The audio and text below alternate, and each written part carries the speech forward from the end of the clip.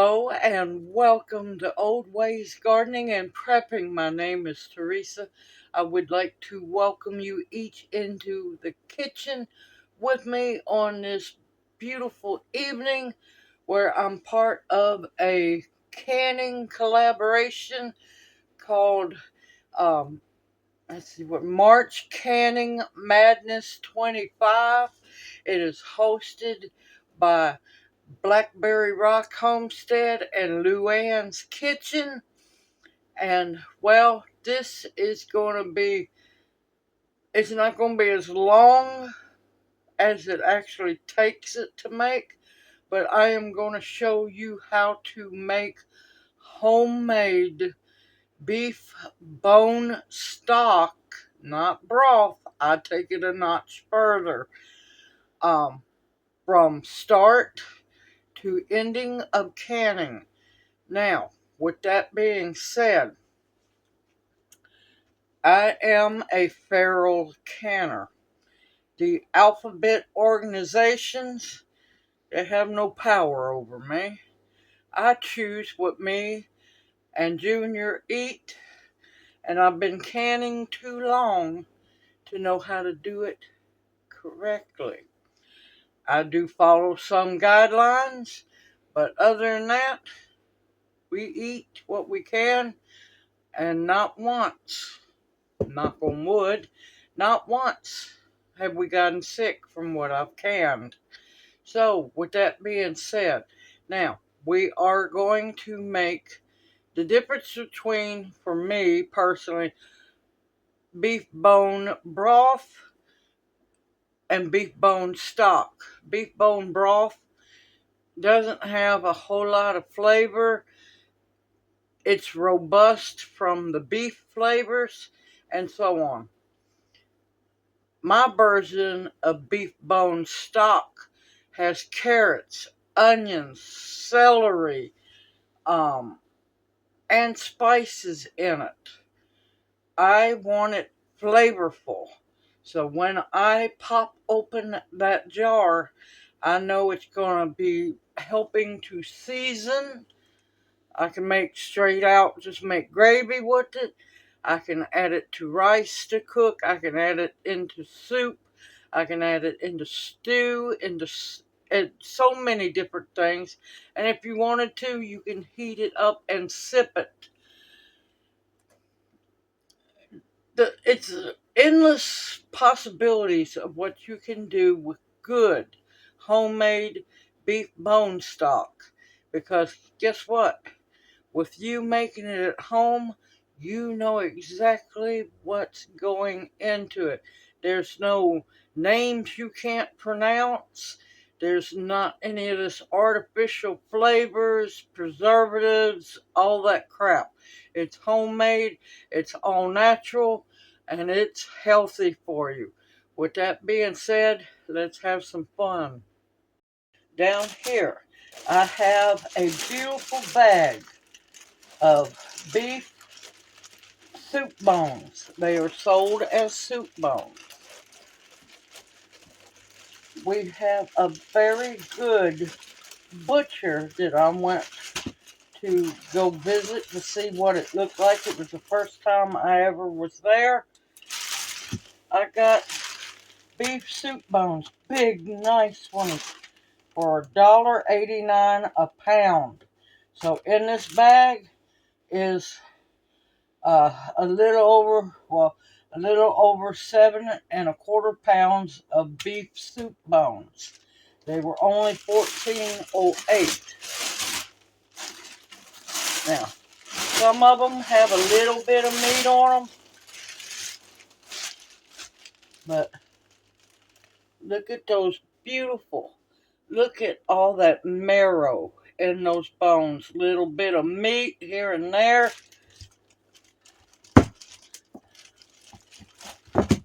Look at that beautiful bone. All that marrow. Look at that fat hanging off of it. That's the biggest one. I wanted to get just a little bit more, but this, I bought what they had left. Here's another pretty big. That one's got quite a bit of meat left on it. Big old bunch of marrow, which will be going into the stock. Now, this is what you want to use. Now, you can also follow the same recipe and do chicken bone stock. If you wanted to do pork, pork is a good bone stock as well. You can also, and I know people say, ooh, you can do fish stock. You use the heads, some of the bones and everything. Don't use the guts. Discard the guts. But yes, you can use fish as well. You can do this with lamb. You can do this with goat. You can do this with venison, buffalo, elk, caribou, you name it, moose. It all boils down to the same way of fixing it. So what I'm going to do is I'm fixing to get my roaster pan. So I'll be right back. Okay, I have what is called a tabletop roaster. They are absolutely wonderful for making bone stock. This is an insert that goes into the roaster. And like I said, it's just like an oven, but it's on top of your counter.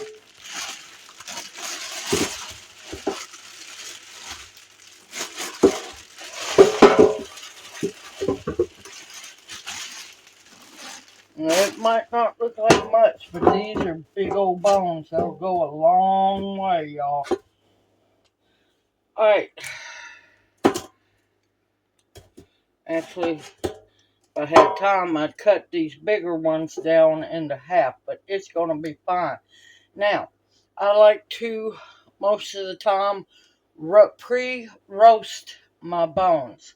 Now, you can make bone broth in your oven as long as you have a really deep pan, a roasting pan like this, but you want it deep.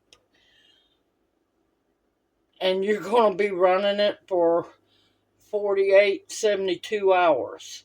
That's why I like the tabletop roasting pan. Tabletop oven. There we go.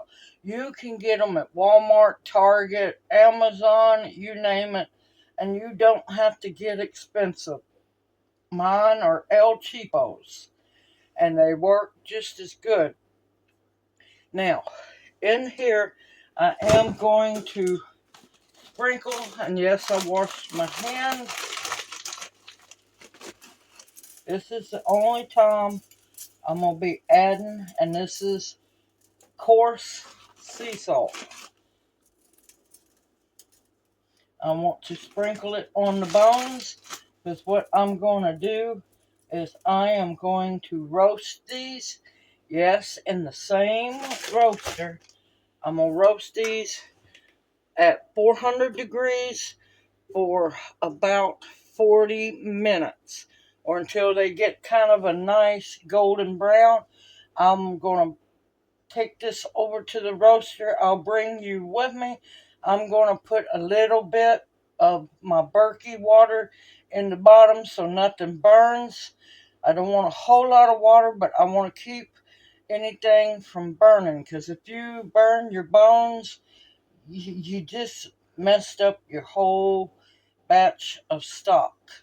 So, like I said, I'm going to go move this over to put it into the tabletop roaster, and I'll bring y'all along here in just a bit.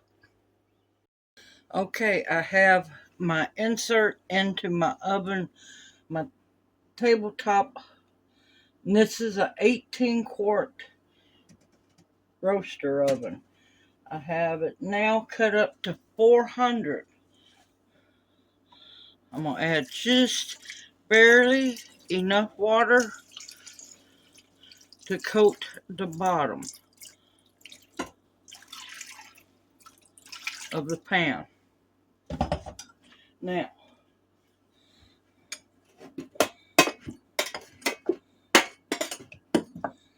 I want them to get a golden brown on it because I'm building layers of flavor. Now, you don't have to roast your bones. It just gives it more flavor. Now, that water I was using is straight from my Berkey. You can use purified water, distilled water, spring water, and if you don't have any other option, you can use uh, water from your faucet. But I try to keep our food as healthy as possible. And that's why I avoid using tap water as often as possible. Here, unfortunately, we're not on a well. We have, believe it or not, city water, y'all, out in BFE. All right, I'm going to put the lid on this. I'm going to set the timer for about 45 minutes. I'm going to check on it here every once in a while. Stir it if it looks like it needs it, but I want these bones to get a golden color to them. And I will bring you back as soon as they have roasted. See you in a bit. Okay, they have roasted now for 45 minutes. The marrow is starting to come out of the bones. Look at that. All that goodness.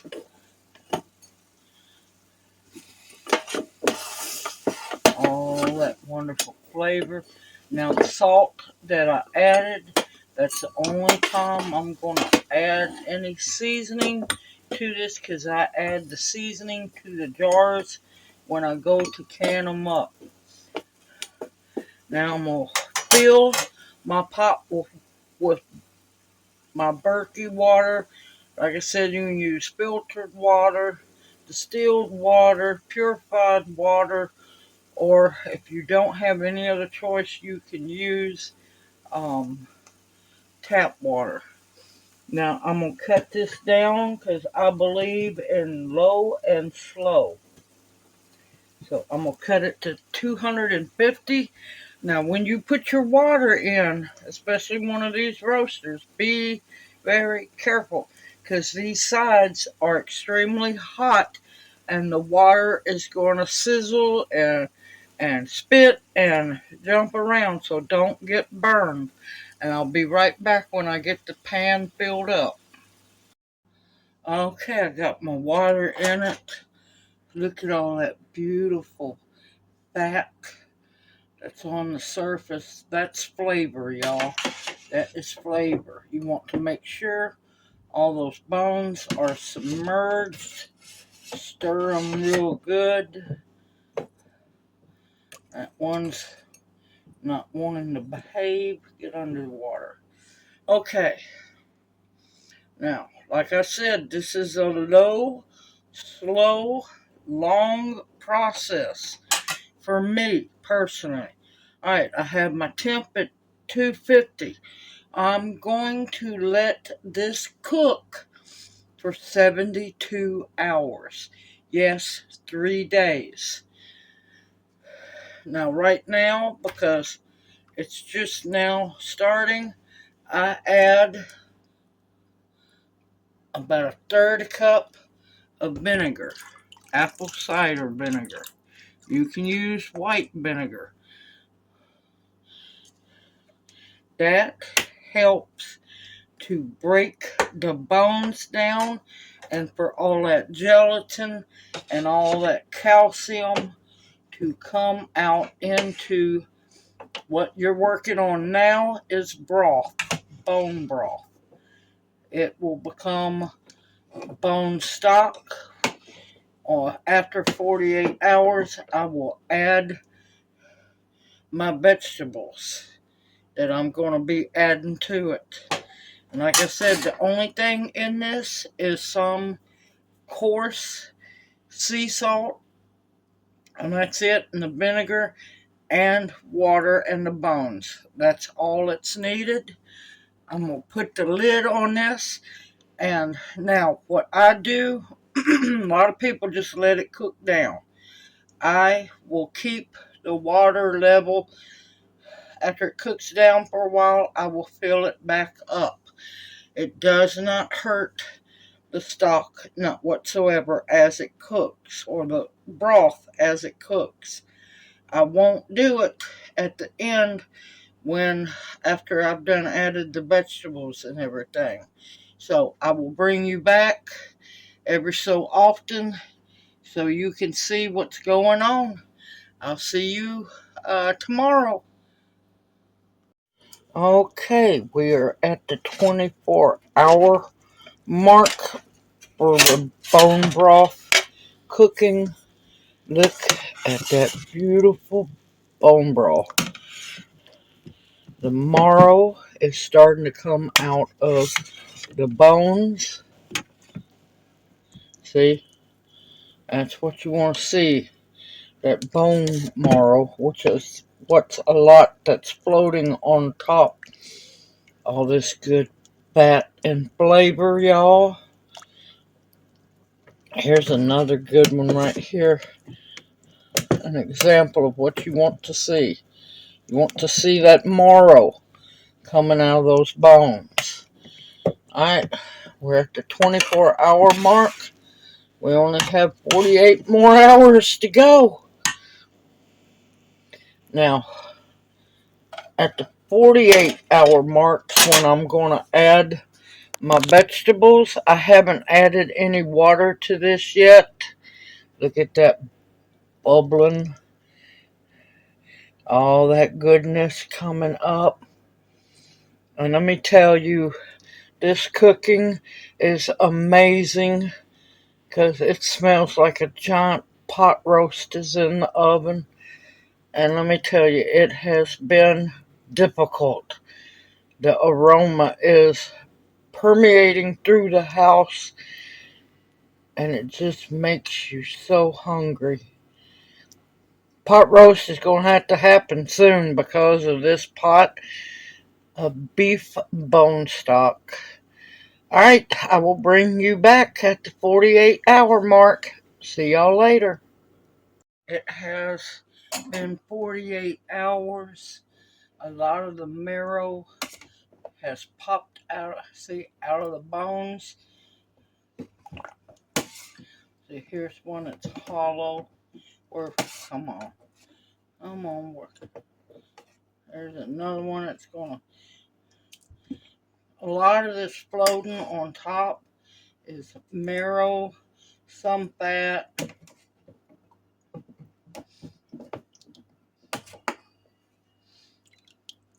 See that hollow bone? That's what you want to see.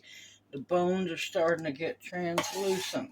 Now, if you notice, the water level has gone down a little over an inch. That's okay because I'm going to add some more to it after a while. But this is the 48-hour mark, and now it's when I add my vegetables.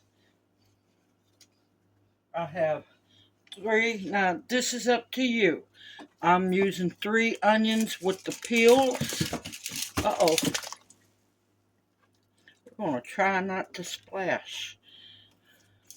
This is 1 whole stalk of celery and about 6, 7 big carrots. Now, I leave them in chunky cuts. Let me rescue my onion. My other onions up here. I leave them chunky so when I go to strain them out once it's 72 hours, they're easier to get a hold of. I'm still not going to add any seasonings because I add the pepper, the garlic powder, everything into the jar because when you go to strain out the vegetables and the bones and everything, you lose a lot of your seasonings. And I'd much rather, see, look how beautiful that bone is. It's starting to look translucent. That marrow's coming out. That's what you want to see. You want those bones becoming empty. You want that marrow in your bone stock. This is why I call it bone stock, because I add onions, celery, celery, carrots. There we go, carrots.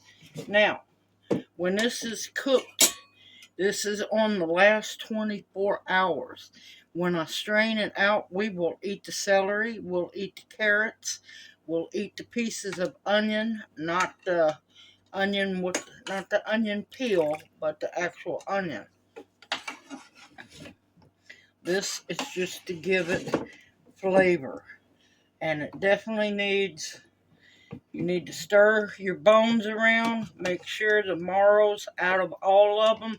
You might have to take a pair of tongs, hold the bones, and take a butter knife and scrape the marrow out. You want to make sure that the marrow melts into the bone stock. Now, I'm going to fill this back up with water, which it'll be fine, because it's still going to cook down for another 24 hours. And when I bring you back, we will be getting ready to strain it, and then jar it up and pressure can it. I'll see you back here in 24 hours, y'all. Okay, the beef bone stock is done cooking. It's been a little over 72 hours. Now I'm going to remove the vegetables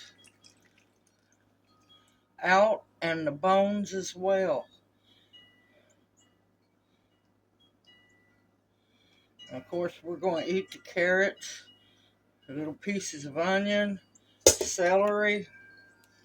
Don't let that go to waste, not whatsoever. Because that stuff's good. Now, don't eat the onion peels, but you can eat the pieces of onion that's left, because it's cooked to perfection.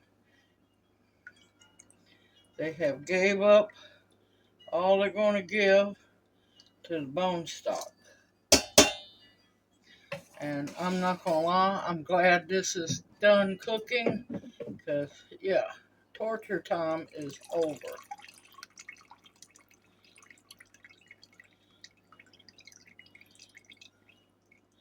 Now, if you dry out the bones, they should be cooked well enough that you could actually powder them up for bone meal, or let them cool completely. Well, you need to let them cool completely anyway. And if you have a dog, they would love you for these bones.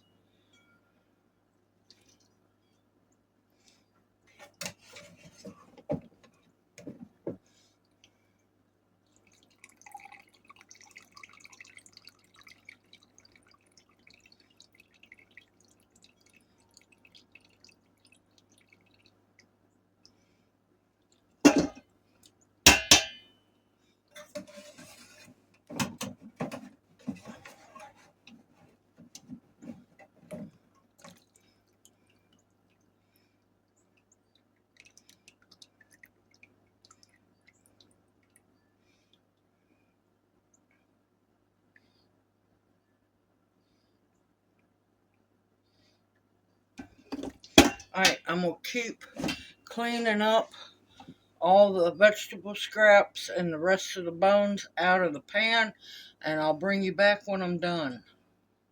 I have got all I can get out. Look how rich that bone stock is.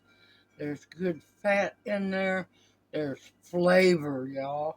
There's vitamins, nutrients, minerals, protein, everything that's good for you in there. So I'm going to let it cool down just a little bit so it's not so dangerous to handle. And let's go get the jars ready for this bone stock. Okay, now I'm going to add my seasonings to the jars. The jars are fairly warm, so I'm going to have to be careful I'm going to add salt, black pepper, minced onion, and garlic. Now, and I'm going to do some parsley. Let me go grab the parsley. Doing it this way, I know every jar is going to be seasoned the same. Now, I always put parsley in with my bone stock and most of my savory canning because parsley is extremely good for you. It is medicinal. It helps with digestion, helps with bad breath, blood thinner. No, not blood thinner, blood cleaner.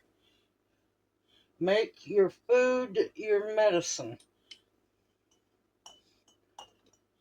Alright, I'm doing a half a teaspoon per jar. Now, granted, it is up to you how you season your jars and how you season your bone stock. I usually wait to put them in the jars because that way I know the seasoning gets into the jars. Because putting it in the bone stock and it's going to be in the sludge in the bottom of the roaster. Alright, I'm going to continue. I'll bring you back here in a minute. Okay, I got all jars. I have 19 pint jars because I have an all-American canner, and one canning batch is 19 pints as long as they are regular mouth jars. It goes down to, I think, 16 pints if it's wide mouth. It does. Before I go any further, make sure everything is clean and sanitized. Your jars, your spoons, your work area, your funnels, everything. Make sure they are clean and sanitized. Now I'm going to be adding minced garlic, minced onion, and I want a half a tablespoon per jar.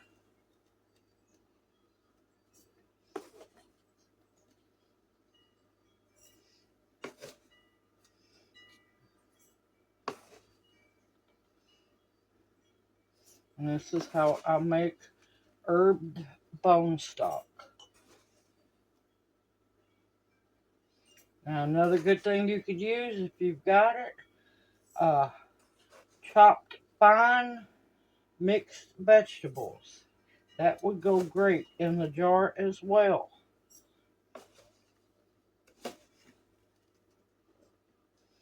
Alright, I'm going to be right back. On to the next one. Now, remember, any seasoning mixes that you might use to season, make sure that there is no flour in the mix. Yes, they will put flour in the mixes. It's called a filler. You do not want to use any flour in this at all. Alright, this is a 1/4 teaspoon of pink Himalayan salt. Because you need just a little bit. Now you can omit it if you want to. It's up to you.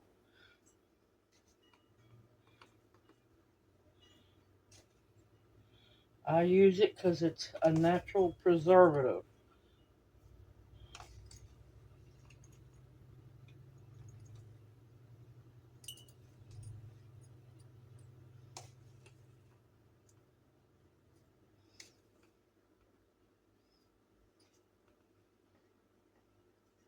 Alright, bring you back.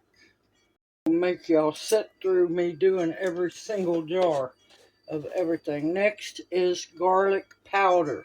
I do not use garlic salt. I use garlic powder. And this is a half a teaspoon because we like our garlic. Remember, any food you canned up is your medicine. Food is your medicine. Make your food taste good and make it healthy.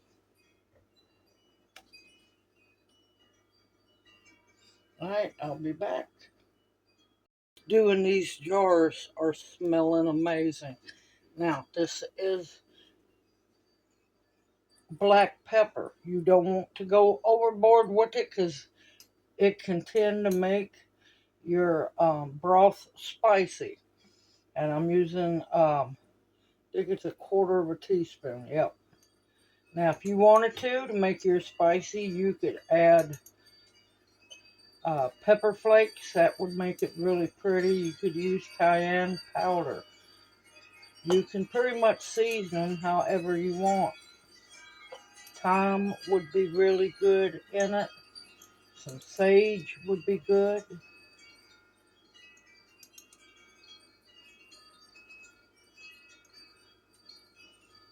Whatever seasoning you want. Alright, be back. Alright, all the jars are ready to go. I'm going to go scoop up the bone broth. I'm going to move these spices out of the way. And we're going to get busy filling the jars up. Bring you right back. It's fun time now. Now, before I put the bone broth in, I swirl the seasoning in. Just make sure it stays in the bottom of your jar. Now here I have a small bowl of vinegar.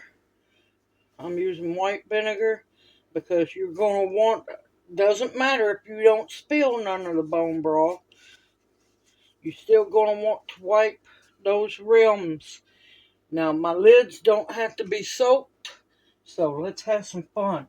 Now, before you take a scoop out of the bone broth, make sure you stir it fairly good.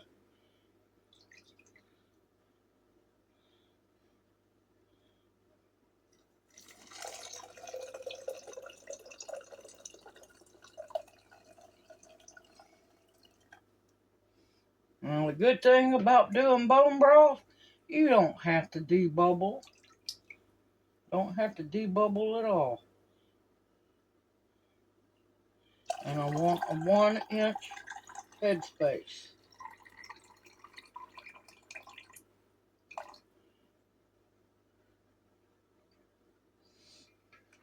Now, 1-inch headspace is going to be right here under this first ring.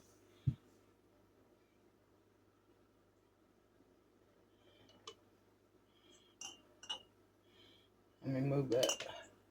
Alright.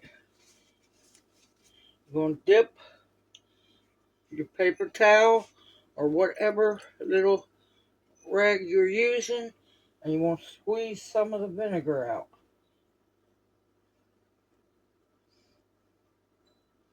You do not want it sopping with vinegar. Now, as you notice, there's a little bit on the rag.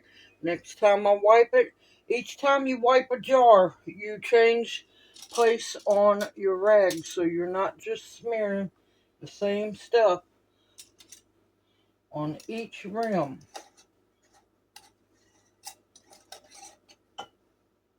And you want it just finger tight.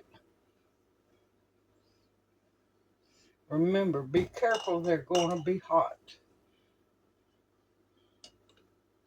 Oop.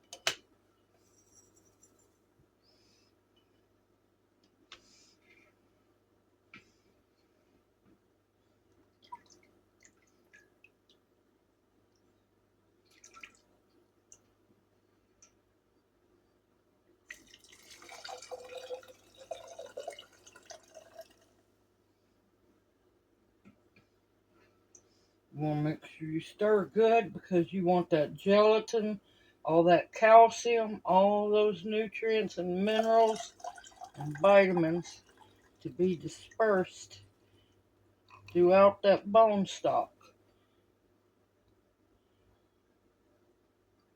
Because if you just scoop off the top, you're going to just get the fat. And like I said, I'm going to switch places on my rag. And make sure it's got vinegar on it, y'all.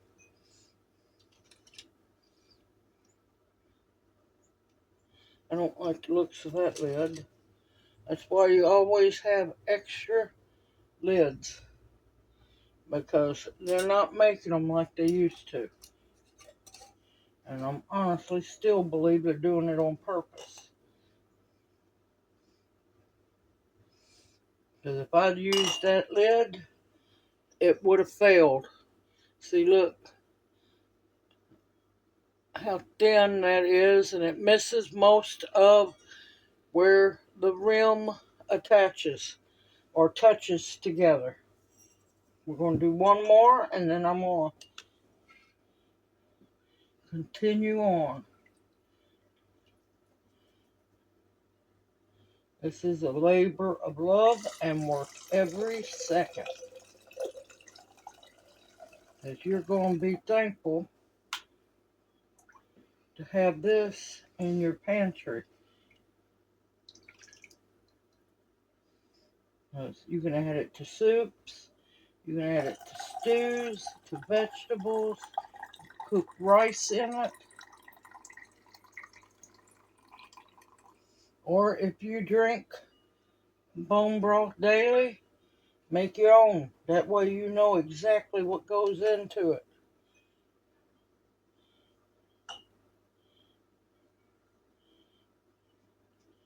And remember, 1-inch headspace.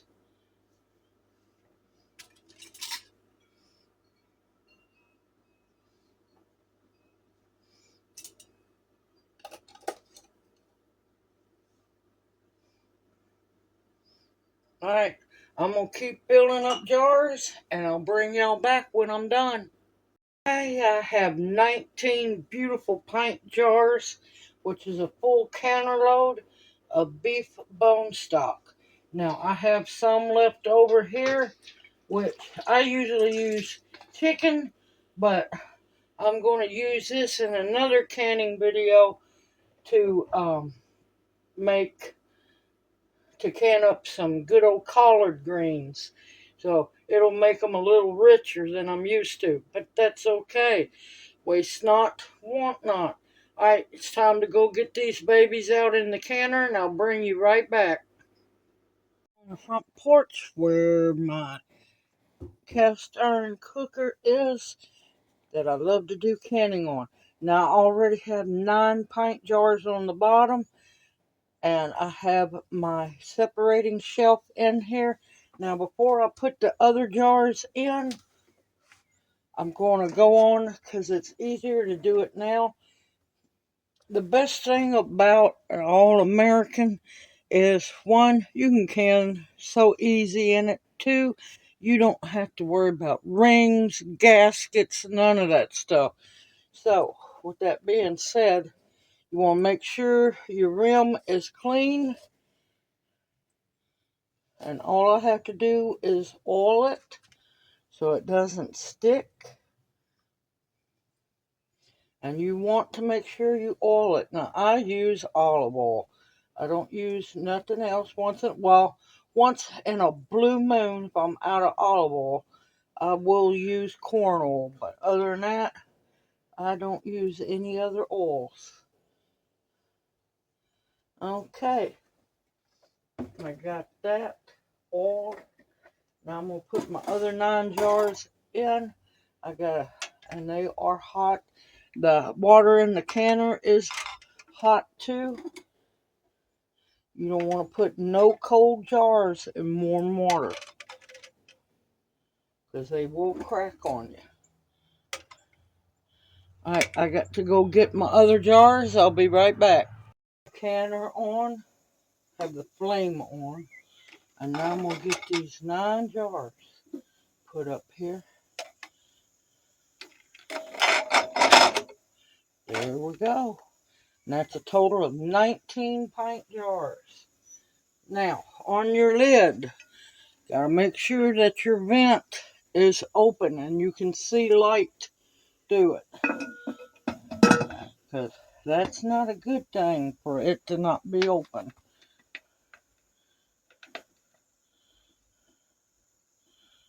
And alternately put your lid on.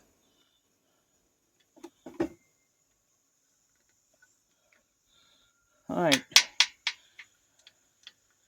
I'll scoot this back just a little. There we go. We're going to try this again.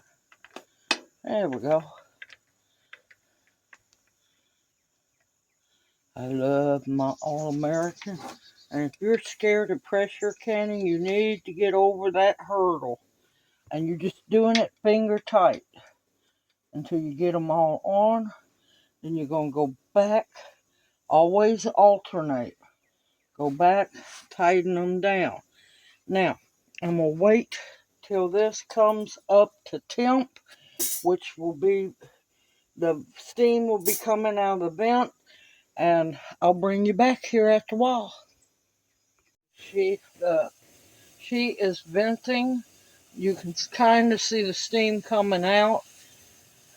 I'm going to let it vent for 10 minutes, and I'll bring you back, and we'll put the weight on her. See you here in a little bit. It has vented for 10 minutes. Now where I'm at, I'm supposed to use 10 pounds of pressure. You need to know what your pressure is for your area or your location. I put that on. Now, I'm going to wait till it comes to a steady 11 pounds of pressure, and I'll bring y'all back. Okay, she's at a steady 11 pounds of pressure. Since it's pint jars, I'm going to can them for 20 minutes. If you do yours in quart jars, it'll be 25 minutes. And I'll bring you back as soon as they are done. I love that sound. That's music to my ears right there. I'll see y'all in 20 minutes. I wanted to mention for new canners. If your pressure, if yours where you have to do 10 pounds of pressure, you're going to hit at 11. If it goes back to anything below 11, you're going to have to adjust your heat and start all over until it cans at 11 pounds of pressure for 20 minutes. Now, same goes if you have to use 5 pounds of pressure or 15 pounds of pressure where you're located. You need to know what your pound pressure is for your area. So, with that being said, I'll be back in 20 minutes or less. They have pressure canned for 20 minutes. You touch the flame completely off. You touch nothing. You let it completely come down to 0, and then I'll wait 15-20 minutes after that. So the beef bone stock has been canned. I'm going to let this completely drop down to 0 and wait 20 minutes or so, and I will bring y'all back. See y'all later. The pressure has gone down to 0. Always use a pot holder to remove your weight because it's hot.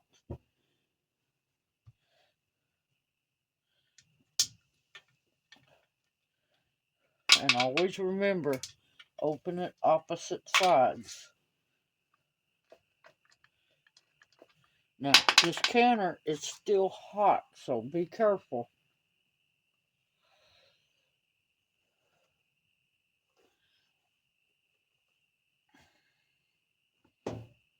And always open it away from you so steam can come off.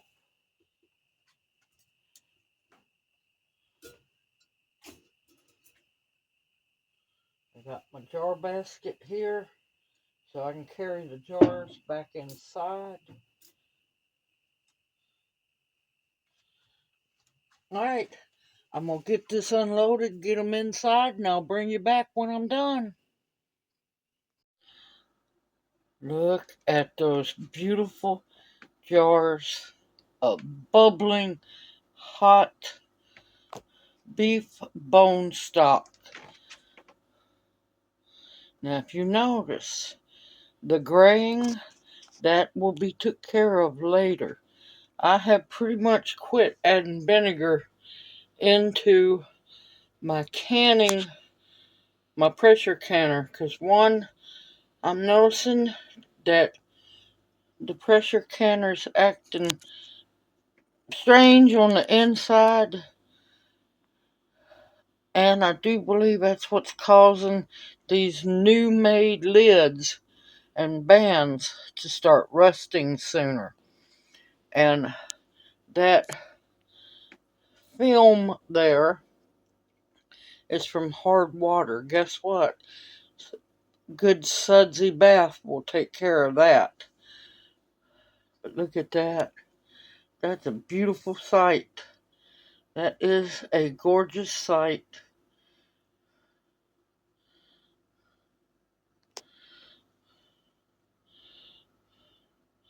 All right.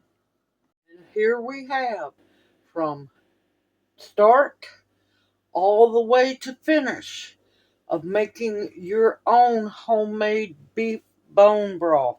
This can be done also for uh, lamb, goat, pig, cow, turkey, chicken bones, you name it.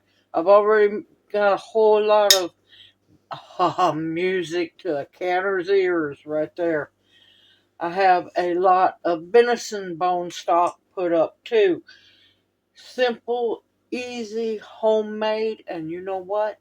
You know exactly what's in it.